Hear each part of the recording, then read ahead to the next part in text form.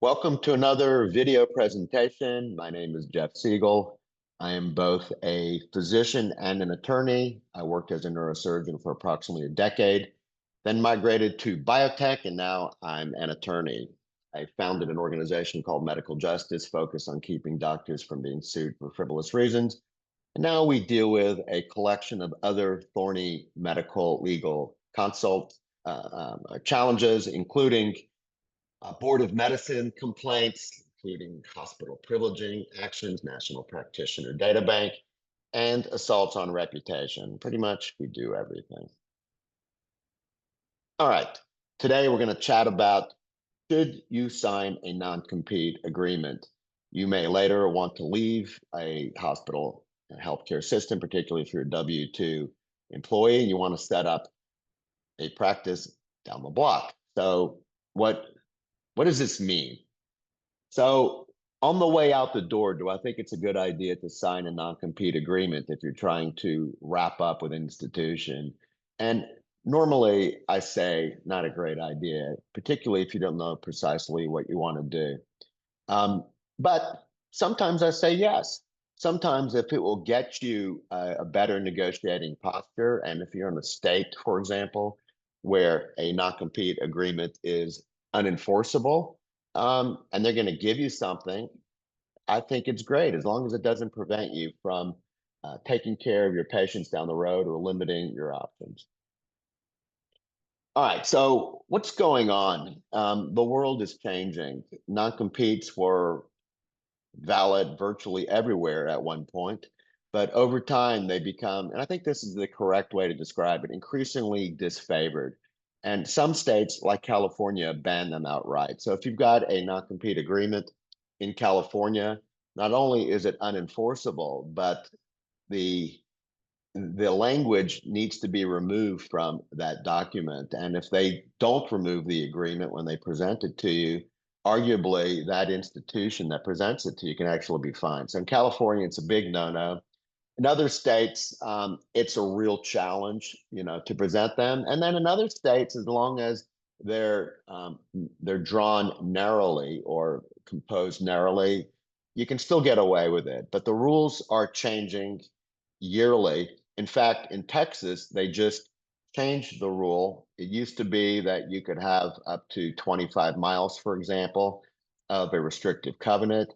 But as of September 1st, 2025, few days before we're recording this, that number has gone down to 5 miles. So in Texas, went from 25 miles of non-compete to 5 miles. So I think what you need to do is make sure you've got an expert, meaning a lawyer, review your contract to identify what does the current law state. Make sure they understand healthcare employment law, because how physicians are treated are often different than how rank and file employees working at Whataburger may be treated.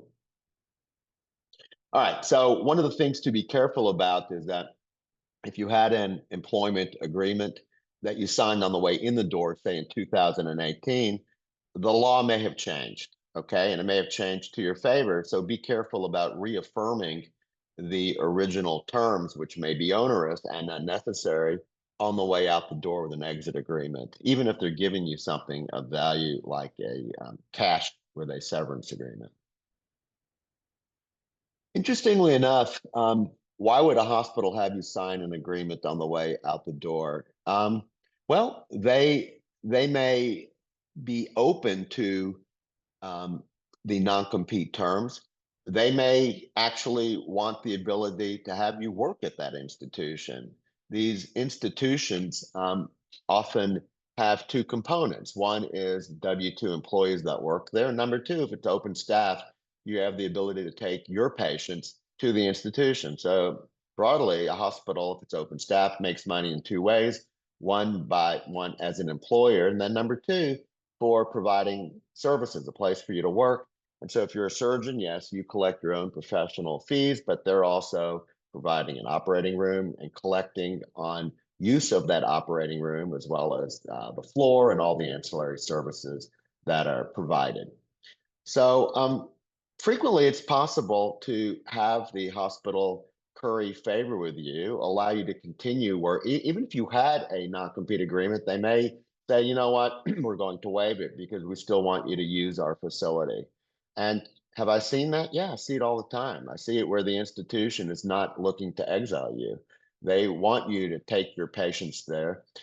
Maybe a challenge if you go to work for another healthcare institution, you're a W-2 employee, because they do believe they are competing with the other healthcare institution. But for the most part, if you are setting up your own practice and you're putting up your own shingle, then they may be perfectly happy with allowing you to bring your patients there, and actually being down the block from them.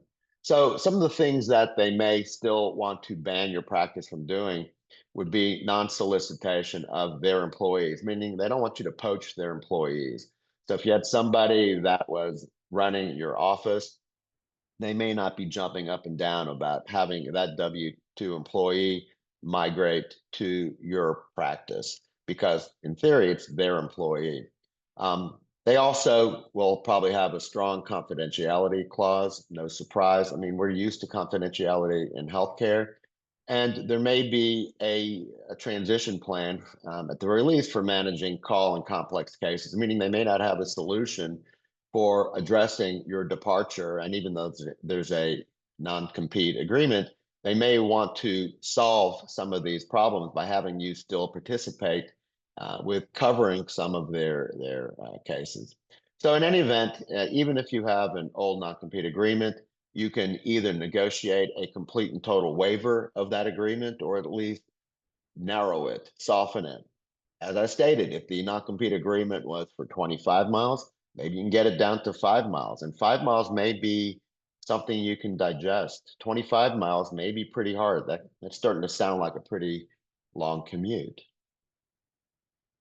So if you have to sign this non-compete agreement out the door, if you feel like you don't have much of a choice, I would negotiate and see if you can, and I use the word neuter. I think that's absolutely appropriate. So keep it short. A lot of non-compete agreements are 1 to 2 years. So if you can get it down to 6 months, for example, then I would think that works to your favor. You certainly want to limit the scope of practice. So I have seen non-compete agreements which says you cannot practice medicine. That is the broadest possible non-compete term. But if you, for example, work doing family practice, but you now want to run a medical spa and do cosmetic injections, if you have agreed to the term, you won't practice any medicine, you are foreclosed from doing so. But if you limit the scope to saying, I will not practice family medicine, and you do decide to open a medical spa, arguably that's within your rights. You've negotiated the ability to narrowly perform in a new domain. So be careful about the broad, you can't practice any medicine. And where this is particularly maddening is if you're working for a multi-specialty organization that only has 7 or 8 specialties covered. When they say you can't practice any medicine, I think it's challenging to even say that's enforceable because they're asking you not to perform services broadly in an area that would not be competitive to them. If they don't provide services, for 60 specialties and only 8 specialties, how can they prevent you from retraining or performing to the scope of your practice? And if you have more than one specialty, you should be able to do it. So the other thing is that many healthcare institutions have multiple offices, and you want to make sure that any geographic limitation is tied to your primary office, the office that you're working at. So if the broad footprint for a healthcare institution is, 30 or 40 mile radius, but it turns out that your office, if you looked at this, the non-compete agreement would just be 10 miles or 5 miles. You want to make sure that the geographic restriction is tied to your primary office, not to the footprint for the entire healthcare institution. And always carve out exceptions for patient-centric care. So if there are established patients or emergencies for continuity of care, Patients should always have the ability to decide what they want to do. They cannot foreclose you from taking care of a patient if the patient seeks you out.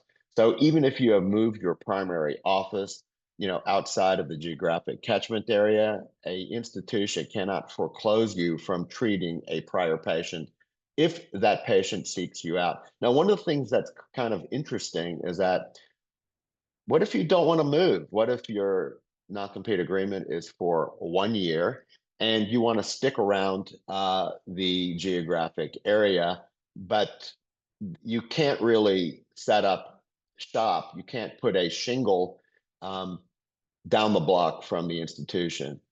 Are there other options? I think yes, there are. Let me give you two that come to mind. One would be telemedicine. So if telemedicine is an option, even though your house may be down the block from your prior W-2 employer, um, the location of where the practice of medicine is occurring is not your house. It's actually where the patient is. And let me explain how and why this is. Let's assume for the moment that you practice in a border area. Let's say you practice in Kansas City. And in my example, it'll be Kansas City, Missouri. So you've got a Missouri license, and let's say you don't have a Kansas license. Can you do telemedicine um, to take care of a patient on the other side of the state border if you don't have a license? And the answer typically is no, because where the patient is being seen, treated in telemedicine is where they are, where they reside, not where you happen to be having the consult originate. So, can you do telemedicine from your house, even if your house is across the street from the hospital? I think yes.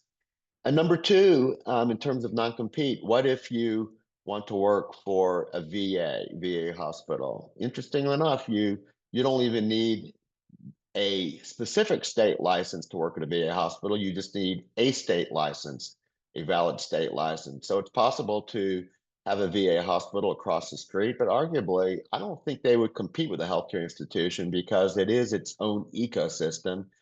Um, will can a person in a VA hospital come to a private healthcare institution? Well, yeah, of course they can. But arguably, if they're getting their care and if you're working at the VA hospital, you're not really competing with a healthcare institution. So there are clever ways to do a workaround without having to put your house on the market for sale.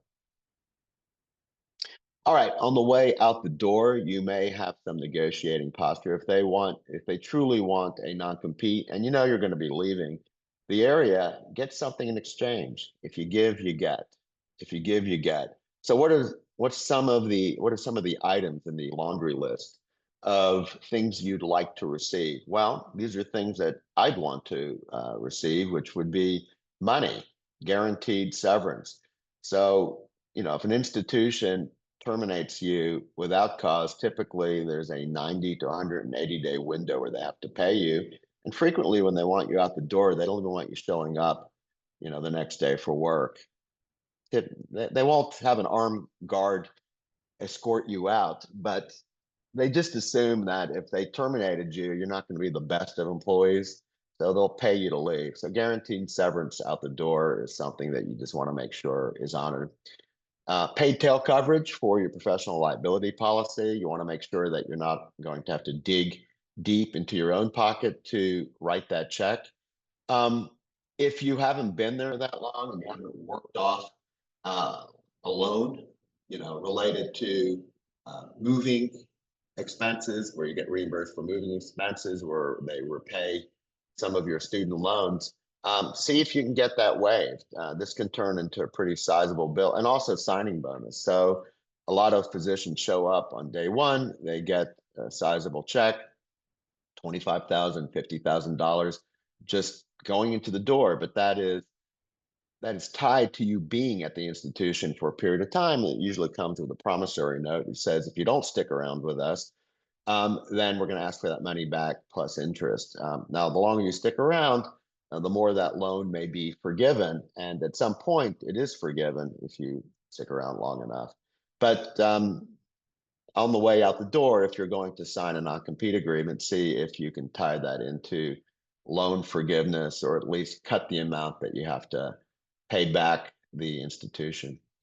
Mutual release, you don't want to sue them. They don't want to sue. Well, certainly you don't want them suing you. Whether you want to sue them, you may want to, but if you're looking for a release where they won't sue you, they're going to ask for reciprocity. Um, you don't sue me, I won't sue you. And then finally, make sure your patients know where you're going. I've seen institutions answer a phone saying, Dr. Siegel's not here any longer. Where is he? I don't know. Well, they do know. And if they do know, you should there should be a way that you can work in a script so that they can do the right thing with patients. Now, it's, you know, we live in a modern era and patients know how to use Google, so they can probably track you down. But it's just the right thing to do to figure out in writing what the institution should be saying when you leave. And ultimately, if the hospital's not willing to give you anything on the way out the door, and you don't have a prior obligation with non-compete, I wouldn't sign a non-compete agreement. I mean, it's just a term which you can negotiate. All right, what about patient access? I mean, ultimately, on the way out the door, you want to make sure that your patients can find you down the road, particularly if you are leaving a restricted area. If you're going, let's say the restricted area is 5 miles, um, people will want to find you. They're going to want to have continuity of care. Um, so there are various things, depending upon which state you live in, that the hospital must do. Um, for example, access to records and notification. These are the types of things that, depending upon where you live, the state has spoken, and they're going to honor that agreement, but get it baked into the agreement up front. And as I mentioned, some states like Texas actually mandate notification and describe what the institutions must do to make sure that patients are protected and they have access to continuity of care as well as their records. All right, on your way out the door, you don't need to sign in an hour. You don't need to sign an agreement 1 or 2 weeks before you leave. Sometimes time is on your side. New laws take effect. In particular, the non-compete law in Texas went from 25 miles down to 5 miles. So if you were thinking about leaving and they want you to sign a non-compete agreement, the timing of your departure would have made a 20-mile difference. What do I recommend? I recommend that you speak to an attorney. Just make sure they understand the state of the law and what you can negotiate for on the way out the door. All right, so you got to pick the battles that you're going to fight for, and sometimes it does make sense to fight a non-compete agreement, but occasionally these can be negotiated on the way out the door. So if you have already signed an employment agreement on the way in and it includes a non-compete agreement on the way out, you can negotiate waiver of that non-compete provision. Meaning that you agree to maintain confidentiality of patient data, and you agree potentially to not solicit employees to hire them. So there are things that you can give up on so that you make the hospital comfortable, and perhaps they will waive the non-compete agreement. And as I opened, there are a lot of good reasons why an open access hospital would still want your business. They get paid more than one way. They get paid by virtue of having a collection of employees that are generating professional fees. But in an open access hospital, they also get paid for providing a platform, an ecosystem for you to take your cases, to take your patients. And so they may still want you to take your patients to the institution. Hospitals have multiple ways to get paid. All right, so these are my thoughts. If you are leaving an institution to set up your own shop and you want to practice nearby and you don't have a pre-existing non-compete agreement tying your hands, would I sign a non-compete agreement? I really wouldn't, unless it's unenforceable in your state and you're going to get something in return. California being an example, in California, non-compete agreements at least for healthcare professionals, are generally unenforceable. Even more broadly, they're unenforceable. But let's assume you already have a non-compete agreement. Would I ratify that on the way out the door with an exit agreement? I probably would not. I probably wouldn't say, yeah, I have a non-compete, I'm going to continue to sign again. Here's what I would do. I would say, I'd like to renegotiate this. So if you're going to ratify, get something in return. If you know, for example, you are leaving the community and are not coming back, then it's not a big deal to you, but you might as well get something in return. And some of those things include severance pay. It includes who's going to pay for tail coverage with your medical malpractice policy, and so on. And just make sure that if you're going to be in the region that your patients can find you, don't make it difficult for your patients to find you. Make it easy for them.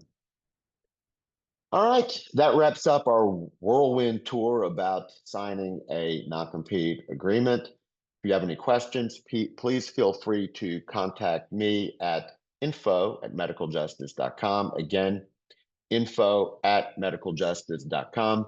If you'd like a free 15 to 20-minute consultation about mostly any thorny medical legal issue, just use the QR code on the bottom right-hand portion of your screen. You will be taken to our scheduling platform, and we'll give you a 15 to 20-minute consultation at no cost to you. So in any event, we've been at this now for over 20 years, handling thorny medical legal problems, starting off with frivolous medical malpractice litigation, but also addressing Board of Medicine complaints, licensing issues, hospital privileging issues, national practitioner data bank issues, and assaults on reputation, and on and on. And anytime I think I've seen it all, I am proven wrong.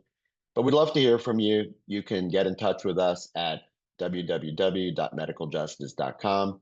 And again, the QR code in the bottom right-hand portion of your screen will take you to our scheduling platform to do a free 15 to 20-minute consultation. All right, until we meet again.